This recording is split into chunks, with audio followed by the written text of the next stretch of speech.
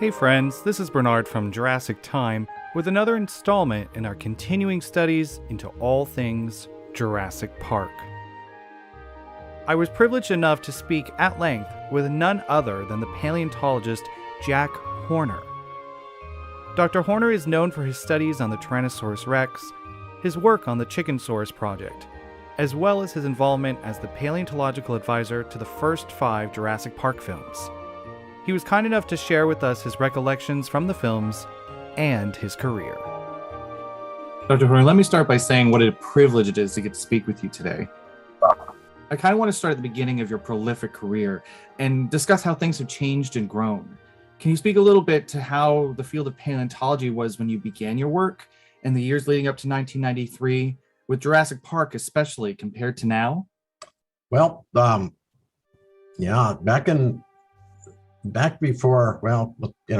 the late 70s through the 80s, when I was, doing a lion's share of the research that I did on dinosaur behavior and so forth, there were not very many people in the field. I mean, that it was pretty sparse, and more than that, it was very lopsided toward men. I mean, it was mostly guys.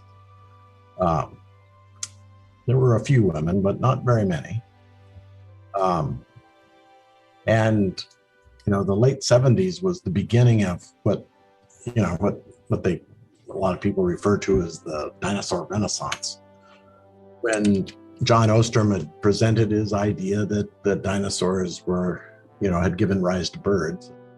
And then when we found the nest of baby dinosaurs, that helped seal that deal, right? I mean, John Ostrom had lots of cool ideas, but he didn't have much evidence.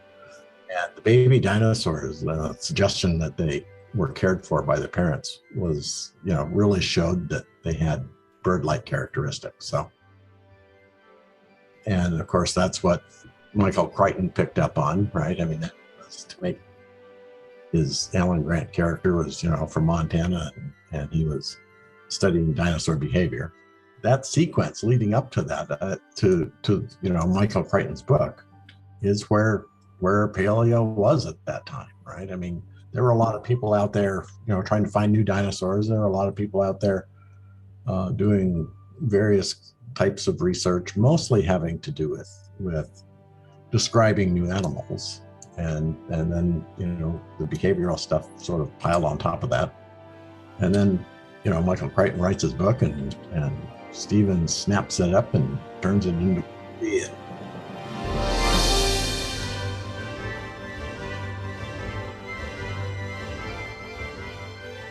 So that was 1993 when the movie came out. And before that, I had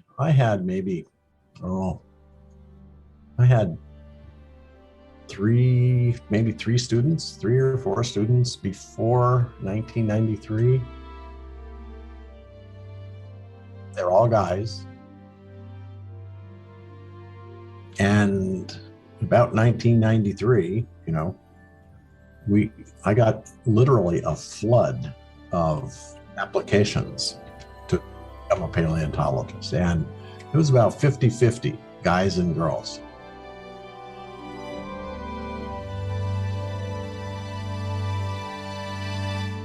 So then, it was at a point in time when I had 18 graduate students, which is way too many. It's just, it's just not possible. It's not possible to deal with that many students. But I had them anyway, because I hated to turn them away. I mean, these were terrific students that could have literally gone anywhere, and they were at Montana State University. So I accepted them, and most of them made it through. Working on the movie was a lot of fun, but my job really was to make sure the dinosaurs were as accurate as they could be based on the science at the time, but also, they had to conform with his idea of what dinosaurs should look like as well. I mean, plus, we had a lot of constraints due to technology at the time. We got computer graphics during the shooting. We started out with claymation.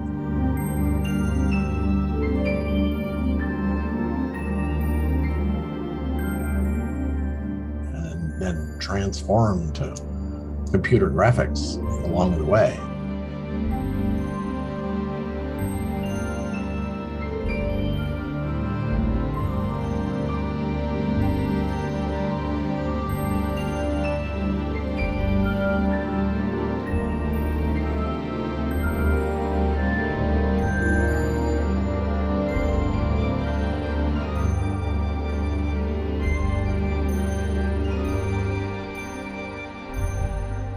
So a lot of things had to change there, and then they had to be able to sew together this brand new technology of computer graphics with the puppets, with Stan Winston's big giant puppets.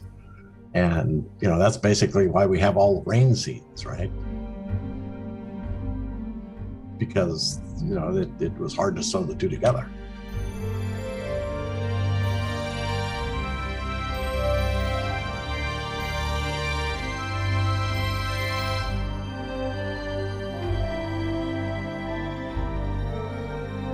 Yeah, you can kind of hide it that way. You use the rain elements or other elements, smoke, blue lens filter, and it kind of makes the image look like it all is from one source, like it was all shot on film together. Yeah, and it worked great. It worked very well. So we, for the most part, got dinosaurs looking like dinosaurs. They weren't dragging their tails. And it ended up still being a scary movie. That's what Steven wanted. And, it turned out pretty good. And like I say, it attracted a lot of students to the field.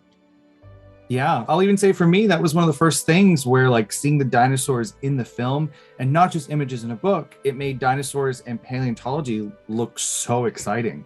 This is a field you could learn, something you could do and have as a career.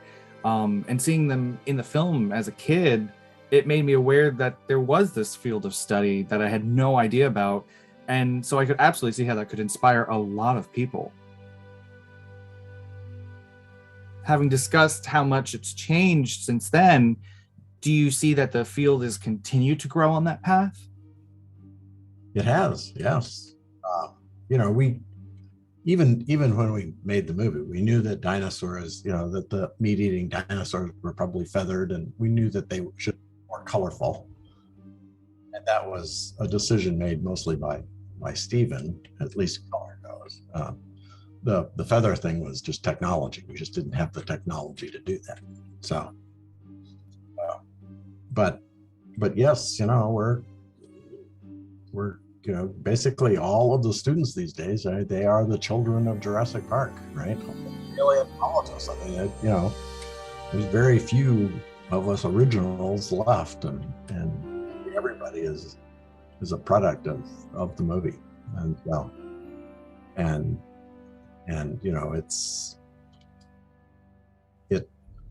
we couldn't change the animals in the first 5 movies. We couldn't, because they're all the same, they're in the storyline, they're all the same animals. So we can't have them growing feathers all of a sudden. And so, we had to maintain kind of that old look to them. Steven's TV program, Terra Nova, I advised on that as well. And we were able to make feathered dinosaurs there and make them colorful. So, by that point in time, we could do it. And like I say, we could have done it in Jurassic Park, but we had to follow the storyline. I hear in the new version of Jurassic World that they've got some feathered dinosaurs in it. So yeah. In the prologue to Dominion that just came out not too long ago, we see the world as it was millions of years ago, and the T-Rex has proto feathers, and the Oviraptor has feathers, and I'm sure there's going to be a lot more too. This all says so much about your work, the longevity of it, that it brought so many students and brought new excitement and interest into the field. It almost becomes like a love letter to your work as well. You kind of mentioned it earlier, but with Crichton working on the novel, you're acknowledged for your research in it. And there seems to be some referential things to you, perhaps, in Alan Grant. Did Crichton ever speak to you when he was working on the book, or was it more of a he'd seen your work and wanted to include that? Well, Michael, I didn't talk to Michael. The first time I met Michael was in the limousine on the way to the premiere. So, Oh, wow. yeah, but he did acknowledge, and he does in the book, that his character was a combination of, he had just read my book and he had just read Bob Bacher's book on dinosaur heresies, and he basically melded the two together to make a character. Right. And Stephen separated them, so I am the Alan Grant character and Bob Bacher is the Robert Burke character in Lost World. So Stephen made a point of taking the two characters apart. So the film is geared more towards you with the character, and then in the Lost World being referential to him as well. That's so interesting that the first time you met Crichton was in the limo on the way to the premiere. I know he was on set a lot of times.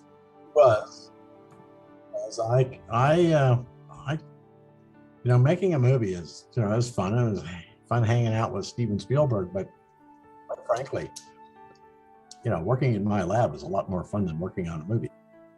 So I only went there when I was needed, and I could have spent a lot of time there if I wanted to, but I only went when they had the big animatronic puppets on stage, or if they needed help with actors pronouncing their words right and all that. But for the most part, I would come and go pretty quickly. So with the discovery and the work at Egg Mountain in the 80s, that really seemed to shake the foundations of dinosaur studies, with the implication that dinosaurs could be nurturing, caring parents, which you spoke a little of as well, exhibiting colony behavior, theropods nesting nearby. But in recent years, has there been much continued work at Willow Creek or study into what secrets may still lie out there? Egg Mountain site is it's a world-class site, and it's still, the Museum of the Rockies owns it now, and there's a field station there. And yes, a couple of my former doctoral students actually continue to do research there. David Verricchio, who is a professor at Montana State University now, he continues work on Egg Mountain proper, which is the Troodon nesting site. And Holly Woodward, who is a professor at Oklahoma State, she continues work with the Maiasaura. And a number of other students come and go from out there. So yeah, no, that site is very active. And I'm hoping even this summer to get out to do a little bit more with some of the really tiny baby material. I mean, of course, a lot of that was your work. You've studied them and been able to document multiple life stages. Would you say that of the species that have been discovered, would you say the Maiasaurus is one that we know the most about? Well, we know an awful lot about Maiasaura. There is no question about that. But along the way, we found another dinosaur in the same formation, but about 100 miles away, in northern Montana, called Hypacrosaurus. And it was a crested duckbill dinosaur. And we found its nesting ground, and we got babies of it. We got embryos, we got eggs, we have a whole growth series of it. We haven't found as many bones of Hypacrosaurus, but we have nearly as much information. But quite clearly, Maiasaura is the best known dinosaur in the world. We have its footprints, we have its feces, we have its skin impressions, we have eggs, embryos, nests. I mean, you name it. I mean, we've got everything you could almost imagine for almost as if it were alive, right? I mean, we know an awful lot about it. And the only problem with it is we don't have very many good skeletons of it. I mean, there's maybe, two known pretty decent skeletons of the animal. And most of the bones, I mean, we've got a bone bed where we're pretty sure we have somewhere around 125,000 individuals, but they're all apart. So there's just thousands of bones scattered around. So you can't really tell which, what set it makes up a real, one individual. So, but like I say, Maiasaura is a dinosaur that we definitely know we have the most information for. That's amazing. I mean, I can imagine that's a huge source of pride for you. It's something you've worked so closely on, to have been able to document so much of the species and to be able to preserve it. Well, it's definitely my favorite dinosaur. That's awesome. Was it ever an animal that you tried to get into the films or get represented in any of the media that you worked on? Not really. When Steven is looking at putting a dinosaur in the movie, he wants something that is splashy. Right. You either put you put T-Rex in there because that's the most famous dinosaur, and you put Triceratops in there because that's the second most famous dinosaur. Yeah. And then you start looking at other dinosaurs and you figure out which ones have the coolest structures on their head, right? The coolest accoutrements. Maiasaura doesn't really have a cool, you'd have a hard time telling one Maiasaura from any other, nearly flat-headed duck-billed dinosaur. So.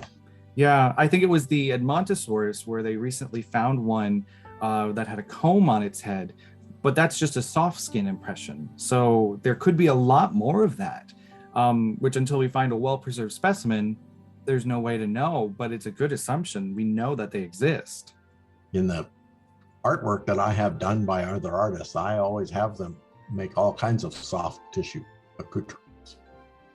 I mean, it makes sense. Like you said, the relationship to birds and needing some sort of enticement in courting females.